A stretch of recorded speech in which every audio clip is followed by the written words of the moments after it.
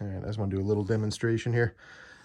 This is the Plumber Tools foot pedal switch for a drill. This is their carrier.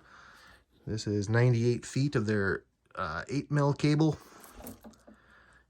And it does spin in there. I don't know if I'd really recommend it because it's pretty wound tight for that long of a cable, but it does spin. But my main thing, everybody should always keep a coat hanger in their van for multiple reasons. For me, it's a lifesaver if you ever break a chain or, forget to tighten the set screws and they fall off or something. Or if you're cleaning in some acid or something and the cable snaps. But I literally take a coat hanger, put a little loop on it, run it right through the chains, and put a little bend on it so it can't come off. Also, this is the lightweight Plumber Tools X-tip chains. These things, I mean, they annihilate just about anything in that drain. But anyway, what I want to show is the foot pedal switch. You barely have to touch it, it goes.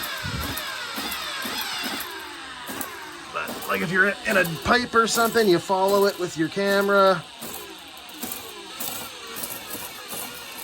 And I mean, it grabs it pretty easily. I do that not super often, but often enough to know that this is how I do it. I mean, it beats spending thousands of dollars on retrieval tools, but that's just a handy little tip I want to show. I do that, like I said, whenever I need to anyway. But these are some of their Plumber Tools new stuff. I really like it. This stuff works really slick, and it's pretty affordable, so I'd recommend it to anybody.